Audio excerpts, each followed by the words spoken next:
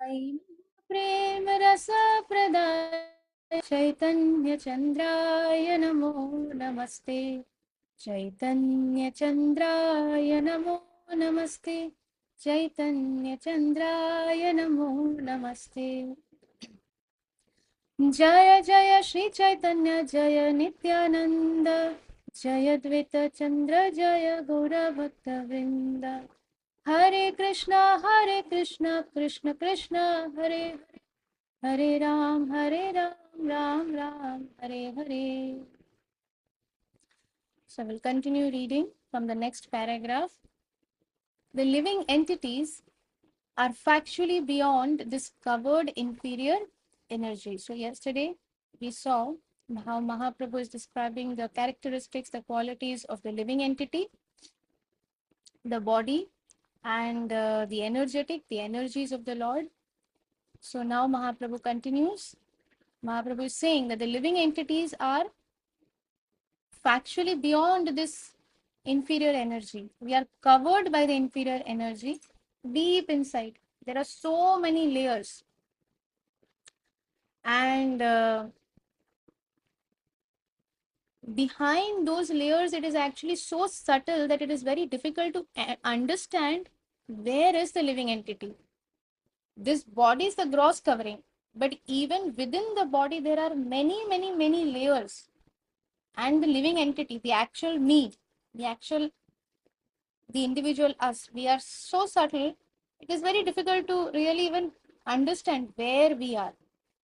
But the consciousness is there throughout the body. If you pinch any part of the body, you feel, you have a sensation that shows that you have consciousness in everywhere. It is spread throughout the body. The living entities are factually beyond this covered inferior energy. They have their pure spiritual existence, their pure identity, and their pure mental activities. Everything on the pure platform. All of this are beyond the manifestation of this material cosmos.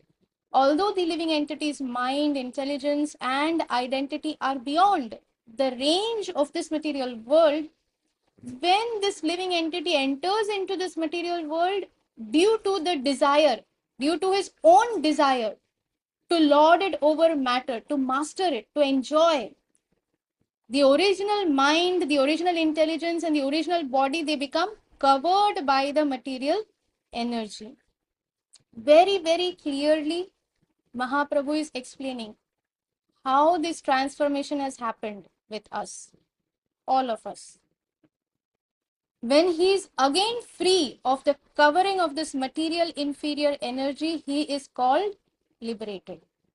When he is liberated, he has no false ego, but his real ego again comes into existence. What is the real ego?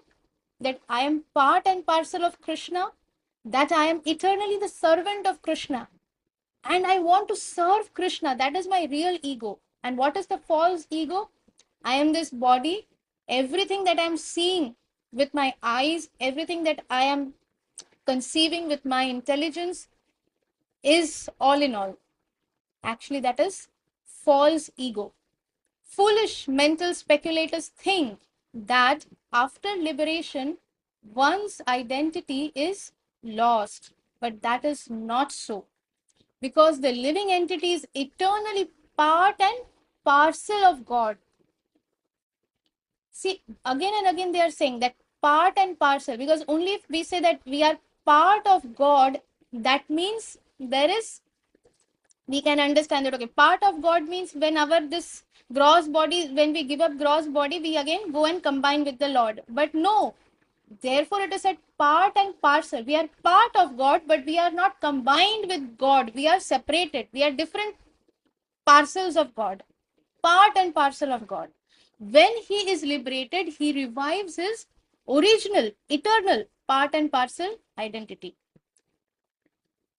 The realization of Aham Brahmasmi, I am spirit, not this body, does not mean that the living entity loses his identity. At the present moment, a person may consider himself to be matter, but in the liberated state, he will understand that he is not matter but spirit soul, part of the infinite. To become Krishna conscious or spiritually conscious and to engage in the transcendental loving service of Krishna are the signs of the liberated stage. When Arjun was on the battlefield, actually he was in a very, very difficult situation which none of us can really conceive. At that time, in front of his eyes, he lost his sons. He lost his son. Undoubtedly, he's losing all his relatives who are on the other side. But even on the same side, his sons, he lost Abhimanyu. And if we just think about it, it is very easy to explain. It is very easy to take a class. It is very easy to discuss at one level that okay, they are all pure devotees and therefore they were able to accept the fact. But actually, Arjun was bewildered before the battle started, and therefore, because he was bewildered, he was completely confused. He could not understand what to do and what not to do. He wanted to run away from there, but he was not able to run away from there. He was completely in um, no direction, and therefore he took complete shelter of Krishna and started putting his doubts in front of Krishna, all his doubts and all his queries. Now, suppose if Arjun did not have Krishna on his side and if he had to decide what to do, what not to do, then gone. Everything would be at a different, something different would have happened.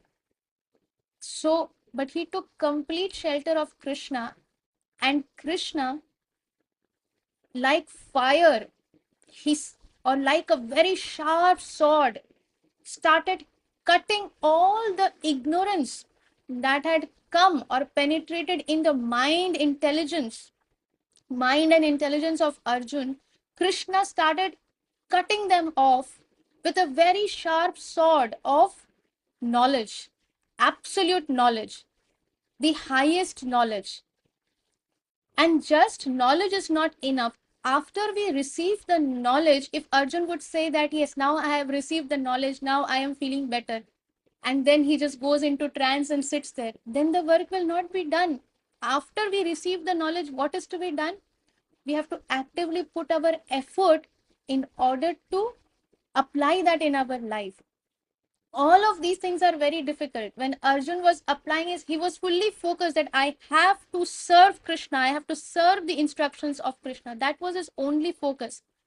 When his son died, Arjun did not sit there asking, oh no, why this happened and what, who did it, and what should I do about it. And no, his focus is he engaged himself furthermore into devotional service of Krishna, and his devotional service was to fight in the battlefield. If we are in the student life, then our devotional service is to properly do our studies. That is our devotional service. We read Bhagavad Gita. Okay, Arjun was on the battlefield. He is a Kshatriya. His devotional service is to fight. If we have to see what is devotional service for us, what instructions are being given to me by my spiritual master, particularly for me. It may not be necessary that what instructions are given to me are exactly the same as what is being given to somebody else. Of course, the most important instructions of chanting the Hare Krishna Maha Mantra, 16 rounds of Hare Krishna Maha Mantra, following the four regulative principles, honoring prasadam, asat sangatyag, to give up the association of those who are not Vaishnavas. Give up association does not mean that you look on the other side whenever they pass by. No. Giving up association means we will not sit and listen to their discussions. We will not participate in the topics that they are interested in. We will not share our heart with them that okay, I am going through this problem. No, because they are not practicing Krishna consciousness. Therefore they do not have the intelligence, they do not have the knowledge that a devotee has, that Krishna wants us to do.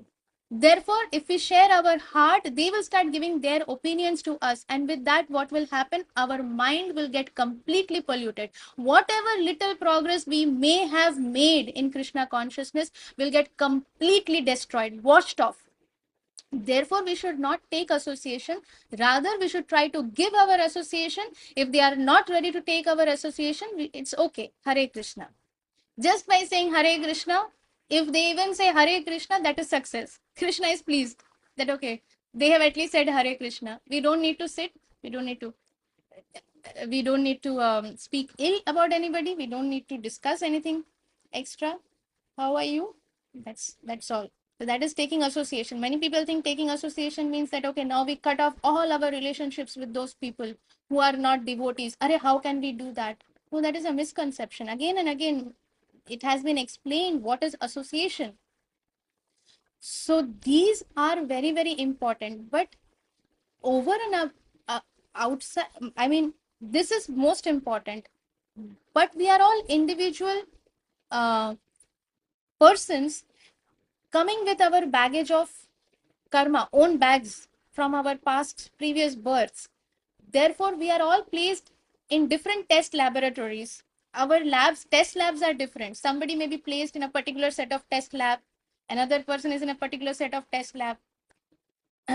Although the wider classification, if we see, they are all, the wider classification is same, exactly the same. There is no difference. There is Adi Daivik, Adi Bhautik, Adi Atmik. So that broader classification is exactly the same. But since we do not have the intelligence of how to deal with those situations, therefore we should always seek guidance from our spiritual master for everything, and then we should try to apply that in our life. We should put all our efforts to follow those instructions. Where the that is where the essence of all of these boils down to it. That is the essence of it. Just by knowing the knowledge, it is of no use. Knowing the knowledge and not following it, what is the use of it? So at the present moment, a person may consider himself to be matter, but in the liberated stage, he will understand that he is not matter but spirit soul. He is part of the infinite. To become Krishna conscious or spiritually conscious, to engage in the transcendental loving service of Krishna are the signs of the liberated stage. So when we start following those instructions, applying them in our actual day-to-day basis, that is when we are engaging in the transcendental loving service of Krishna, because every instruction that is coming from our bona fide spiritual master, any instruction that is coming from the bona fide spiritual master, following that instruction itself is the perfect stage of transcendental loving service of Krishna. And by doing that, we are actually in the liberated stage. One who is fixed up that, yes, this is what I have to do. Maybe I can see that Krishna is standing on my right side, but my spiritual master is telling me you have to go to the left and then you can meet Krishna. I can see Krishna is standing on my right side, but my spiritual master has said go to the left and you will find Krishna. I will go to the left, because if my spiritual master has said, then that is what Krishna is testing me.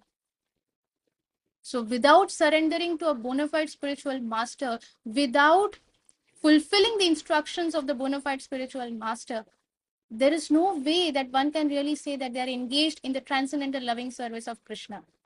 It is not really possible. Just by our own whimsical thoughts and ways, we cannot really, we don't know only what is transcendental loving service of Krishna. We don't know who is Krishna. We don't know what is Krishna. We don't know what Krishna likes, what Krishna wants, because we have forgotten Krishna. And therefore, out of causeless mercy, Krishna has sent his most dear devotees, most dear confidant to us. And that is bona fide spiritual master. So therefore, we should not miss the opportunity. And such a person who is completely engaged in transcendental loving service of Krishna, when they are completely Krishna conscious, when they are completely spiritually conscious, those are the signs of the liberated stage. Liberated stage doesn't mean that somebody has to die in order to go to the liberated stage. Somebody could be very much in the material body, in this material world, but they are in the liberated stage. All the pure devotees, anybody who is perfectly following instructions of the spiritual master, they are all in the liberated stage. Material Material energy, illusory energy, Maya cannot touch them. But yes, coming to that part, coming to that level is what we have to really do. Then we will be in that stage. And that is a very, it's not that it's, Prabhupada always said that Krishna consciousness is very simple, but nobody said that it is very easy. And indeed, it is not easy, but it is simple. Simple as in, we just have to take instructions. If we have to take guidance, and we have to follow the instructions. It is as simple as that. But we complicate it by, make it more complicated by thinking that, okay, maybe this means this and that means that. If there are doubts, then we should definitely go back and check with our spiritual master that, did I understand this correct? There is no harm in asking 4 extra questions than not asking questions and doing something wrong. So it is better to ask 4 more questions that are really genuinely coming in your mind, and not just to waste somebody's time, but because you genuinely have the desire to serve your spiritual master nicely, and because you are unable to understand that instruction properly, or if your spiritual master is not giving you any instructions, has only given you, these instructions are common for everybody from the bona fide spiritual master: 16 rounds chanting, 4 regulative principles, honoring prasadam, and giving up the association of those who are not devotees of Krishna, those who are not Krishna conscious persons, or those who are envious of Krishna. So we should not take their association. So we'll pause here for today, and Krishna willing, we'll continue reading from tomorrow. Thank you very much for your very kind association. Vanchakalpatrubhyascha कृपासिन्धुभ्य पतितनां पावनेभ्यो वैष्णवेभ्यो नमो नमः। अनंत कोटि वैष्णव की जय। श्री श्रीमद शिलाचार्य पताका स्वामी गुरु महाराज की जय। जगत गुरु श्रीला प्रभुपाद की जय। निताय गौर प्रेम। हरि हरि हरि हरि बोल। श्यामा माताजी।